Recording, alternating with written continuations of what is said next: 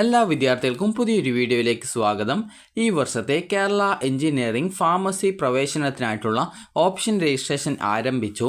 അപ്പോൾ വിദ്യാർത്ഥികൾക്ക് കേരളത്തിലെ എഞ്ചിനീയറിംഗ് അതുപോലെ തന്നെ ഫാർമസി അല്ലെങ്കിൽ ബി.ഫാം റാങ്ക് ലിസ്റ്റിൽ ഉൾപ്പെട്ട വിദ്യാർത്ഥികൾ ആണ് എങ്കിൽ വിദ്യാർത്ഥികൾക്ക് ഓപ്ഷൻ രജിസ്ട്രേഷൻ ഓഗസ്റ്റ് 5 രാവിലെ 11 മണി വരെ നിങ്ങൾക്ക് ഈ ഒരു ce.kerala.gov.in എന്ന വെബ്സൈറ്റിൽ നിങ്ങൾക്ക് കീം 2024 കാൻഡിഡേറ്റ് പോർട്ടൽ എന്നുള്ള ലിങ്ക് വഴി നിങ്ങളുടെ ആപ്ലിക്കേഷൻ നമ്പറും പാസ്വേഡും ആക്സസ് കോഡും നൽകിക്കൊണ്ട് ലോഗിൻ ചെയ്തുകൊണ്ട് വിദ്യാർത്ഥികൾക്ക് നൽകാവുന്നതാണ്. അപ്പോൾ ഫാർമസി കോഴ്സ് അതായത് ബി.ഫാം കോഴ്സിലേക്കുള്ള ഓപ്ഷൻ രജിസ്ട്രേഷനും എഞ്ചിനീയറിംഗ് കോഴ്സിലേക്കുള്ള പ്രവേശനത്തിനായിട്ടുള്ള ഓപ്ഷൻ രജിസ്ട്രേഷനും ഇപ്പോൾ തന്നെ ചെയ്യേണ്ടതാണ്. പല വിദ്യാർത്ഥികളും ചോദിക്കുന്ന കാര്യമാണ് ബി.ഫാം കോഴ്സിലേക്കുള്ള പ്രവേശനത്തിനായിട്ട് അത് മെഡിക്കൽ ആൻഡ് മെഡിക്കൽ അലൈഡ് കോഴ്സസിൻ്റെ ഒപ്പമാണോ എന്നുള്ളത്. ഒരിക്കലുമല്ല. കാരണം മെഡിക്കൽ ആൻഡ് മെഡിക്കൽ അലൈഡ് കോഴ്സസിലേക്ക് പ്രവേശനം നടത്തുന്നത് നീറ്റിൻ്റെ സ്കോർ അടിസ്ഥാനപ്പെടുത്തിയിട്ടാണ്. അതേസമയം ഈ ഒരു ബി.ഫാം കോഴ്സിലേക്ക് അതായത് ഫാർമസി കോഴ്സിലേക്കുള്ള പ്രവേശനം നടത്തുന്നത് കീമിൽ നിങ്ങൾക്ക് ഈ ഒരു കെമിസ്ട്രി അതുപോലെ തന്നെ ഫിസിക്സ് എന്നിവയ്ക്ക് ലഭിച്ച മാർക്കിൻ്റെ അടിസ്ഥാനത്തിൽ തയ്യാറാക്കിയിട്ടുള്ള റാങ്ക് ലിസ്റ്റ് പ്രകാരമാണ്. അതായത് ആ ഒരു റാങ്ക് ലിസ്റ്റ് മുഖേനയാണ്. അപ്പോൾ അതുകൊണ്ട് തന്നെ വിദ്യാർത്ഥികൾ നിർബന്ധമായിട്ടും ഈ ഒരു ഫാർമസി കോഴ്സ് അല്ലെങ്കിൽ ബി.ഫാം കോഴ്സിലേക്കുള്ള പ്രവേശനം ആഗ്രഹിക്കുന്നുണ്ട്, അതുപോലെ എഞ്ചിനീയറിംഗ് കോഴ്സിലേക്കുള്ള അഡ്മിഷൻ ആഗ്രഹിക്കുന്നുണ്ട് എങ്കിൽ നിർബന്ധമായിട്ടും ഇപ്പോൾ ഓപ്ഷൻ രജിസ്ട്രേഷൻ ചെയ്യേണ്ടതാണ്. കാരണം പല വിദ്യാർത്ഥികളും ആ ഒരു കാര്യം അറിഞ്ഞിട്ടില്ല എന്നൊക്കെ പറഞ്ഞുകൊണ്ട് പിന്നീട് ഓപ്ഷൻ രജിസ്ട്രേഷൻ ചെയ്യാൻ പറ്റുമോ എന്ന് ചോദിക്കാറുണ്ട്. അതുകൊണ്ടാണ് വിദ്യാർത്ഥികളോട് ഈ ഒരു കാര്യം പ്രത്യേകം സൂചിപ്പിക്കുന്നത്. അപ്പോൾ ഓഗസ്റ്റ് 5 രാവിലെ 11 മണി വരെയാണ് നിങ്ങൾക്ക് ഓപ്ഷൻ രജിസ്ട്രേഷൻ ചെയ്യാനുള്ള അവസരം കിട്ടുക.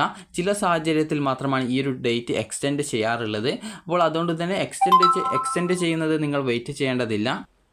അതുകൊണ്ട് തന്നെ വിദ്യാർത്ഥികൾ ഈ ഒരു എക്സ്റ്റെൻഡ് ചെയ്യുമോ എന്നുള്ളത് നോക്കിയിട്ട് ഇരിക്കേണ്ടതില്ല. ജസ്റ്റ് നിങ്ങൾക്ക് സ്വന്തമായിട്ട് തന്നെ ഓപ്ഷൻ രജിസ്ട്രേഷൻ ചെയ്യാനായിട്ട് സാധിക്കുന്നതാണ്. അപ്പോൾ വിദ്യാർത്ഥികൾ ശ്രദ്ധിക്കേണ്ട പ്രധാനപ്പെട്ട കാര്യം, നിങ്ങൾക്ക് അഡ്മിഷൻ ലഭിച്ചാൽ അതായത് അലോട്ട്മെൻറ്റ് ലഭിച്ചാൽ പ്രവേശനം നേടുമെന്ന് ആഗ്രഹിക്കുന്ന കോളേജുകൾ ആയിരിക്കണം ഓപ്ഷൻ നൽകേണ്ടത്. കാരണം നിങ്ങൾക്ക് അതുപോലെ അതിൻ്റെ പ്രയോറിറ്റി അനുസരിച്ചിട്ടായിരിക്കണം ഓപ്ഷനുകൾ കൊടുക്കേണ്ടത്. കാരണം നിങ്ങളോട് പറയാൻ ആ ഒരു രീതിയിൽ പ്രയോറിറ്റി കൊടുത്ത ശേഷമേ ഓപ്ഷൻ കൊടുക്കാവൂ പറയാനുള്ള കാരണം എന്ന് പറയുന്നത്, വിദ്യാർത്ഥികൾക്ക് ഈ ഒരു അതായത് എഞ്ചിനീയറിംഗ് കോഴ്സിലേക്കോ അല്ലെങ്കിൽ ഫാർമസി കോഴ്സിലേക്കോ അലോട്ട്മെൻറ്റ് ലഭിക്കുകയും നിങ്ങൾ അഡ്മിഷൻ നേടാതിരിക്കുകയും ചെയ്യുകയാണെങ്കിൽ അലോട്ട്മെൻറ്റ് പ്രോസസ്സിൽ നിന്ന് നിങ്ങളെ പുറത്താക്കപ്പെടും. അപ്പോൾ അതുകൊണ്ട് തന്നെ വിദ്യാർത്ഥികൾ ശ്രദ്ധിക്കേണ്ടത്, നിങ്ങൾക്ക് അലോട്ട്മെൻറ്റ് കിട്ടിയാൽ പഠിക്കാൻ താല്പര്യമുള്ള ഏത് കോഴ്സുകളാണോ, എഞ്ചിനീയറിംഗ് കോഴ്സാണോ ഫാർമസി കോഴ്സാണോ, അതിനനുസരിച്ചിട്ടായിരിക്കണം നിങ്ങൾ ഓപ്ഷനുകൾ നൽകേണ്ടത്. അപ്പോൾ വിദ്യാർത്ഥികളോട് ഈ ഒരു കാര്യം പറയാൻ കാരണം എന്താണെന്ന് ചോദിച്ചാൽ, നിങ്ങൾ ഈ രജിസ്ട്രേഷൻ ചെയ്യുന്ന സമയത്ത് 2000 രൂപ ഈ ഒരു ഫീ പേയ്മെൻറ്റ് ചെയ്ത് കഴിഞ്ഞാൽ മാത്രമാണ് ഓപ്ഷൻ രജിസ്ട്രേഷൻ ചെയ്യാനുള്ള പേജിലേക്ക് പോവുകയുള്ളൂ. അത് ഓൺലൈനായിട്ട് തന്നെ നിങ്ങൾക്ക് ലോഗിൻ ചെയ്ത് കഴിഞ്ഞാൽ തന്നെ അത് അടക്കാനായിട്ട് സാധിക്കുന്നതാണ്. അപ്പോൾ ഓൺലൈനായിട്ട് തന്നെ ആ 2000 രൂപ അടക്കാൻ സാധിക്കും. നിങ്ങൾ ഈ ഒരു ഓൺലൈനായിട്ട് ഫീ പേയ്മെൻറ്റ് ചെയ്തിട്ടുള്ള ആ ഒരു ബാങ്ക് അക്കൗണ്ടിലേക്ക് അഥവാ നിങ്ങൾക്ക് അലോട്ട്മെൻറ്റ് ഒന്നും കിട്ടാതിരിക്കുകയാണെങ്കിൽ ആ ഒരു പൈസ റീഫണ്ടായിട്ട് കിട്ടുകയും, അഥവാ നിങ്ങൾക്ക് ഏതെങ്കിലും കോളേജിൽ അലോട്ട്മെൻറ്റ് കിട്ടി നിങ്ങൾ അഡ്മിഷൻ എടുക്കുകയാണെങ്കിൽ അഡ്മിഷൻ ഫീസിൻ്റെ ഭാഗമായിട്ട് അത് ഉൾപ്പെടുത്തി അതായത് ബാക്കി ഫീസ് മാത്രമേ അഡ്മിഷൻ ടൈമിൽ അടക്കേണ്ടതായിട്ട് വരുള്ളൂ.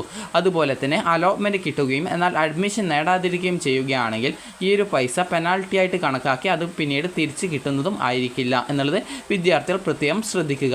അതുപോലെ തന്നെ വിദ്യാർത്ഥികൾക്ക് ഓഗസ്റ്റ് 5 രാവിലെ 11 മണി വരെയാണ് ഈ ഒരു രീതിയിൽ ഓപ്ഷൻ രജിസ്ട്രേഷൻ ചെയ്യാൻ സാധിക്കുക. ആ ഒരു ഘട്ടം വരെ നിങ്ങൾക്ക് ആവശ്യമെങ്കിൽ എപ്പോൾ വേണമെങ്കിലും ഓപ്ഷൻസ് അങ്ങോട്ടും ഇങ്ങോട്ടുമൊക്കെ ചേഞ്ച് ചെയ്ത് കൊടുക്കുന്നതിന് സാധിക്കുന്നതായിരിക്കും. അതുപോലെ തന്നെ ഓപ്ഷൻ രജിസ്ട്രേഷൻ ചെയ്യാത്ത വിദ്യാർത്ഥികൾ ഉണ്ടെങ്കിൽ ഉടൻ തന്നെ എഞ്ചിനീയറിങ്ങിന് അതുപോലെ തന്നെ ഫാർമസി കോഴ്സ് അതായത് ബി.ഫാം കോഴ്സിലേക്കുള്ള പ്രവേശനത്തിനായിട്ട് ഓപ്ഷൻ രജിസ്ട്രേഷൻ ചെയ്യേണ്ടതാണ്. അപ്പോൾ പല വിദ്യാർത്ഥികളും രജിസ്ട്രേഷൻ അവസാനിച്ച ശേഷമായിരിക്കും അത് അറിഞ്ഞിട്ടില്ല എന്നൊക്കെ പറഞ്ഞിട്ട് പറയാറുള്ളത്, ഇനിയൊരു അവസരം കിട്ടുമോ എന്ന് ചോദിക്കാറുള്ളത്. അപ്പോൾ വിദ്യാർത്ഥികൾ ശ്രദ്ധിക്കേണ്ടത് ഇപ്പോൾ തന്നെ രജിസ്ട്രേഷൻ ചെയ്യുന്നതായിരിക്കും കൂടുതൽ നല്ലത്.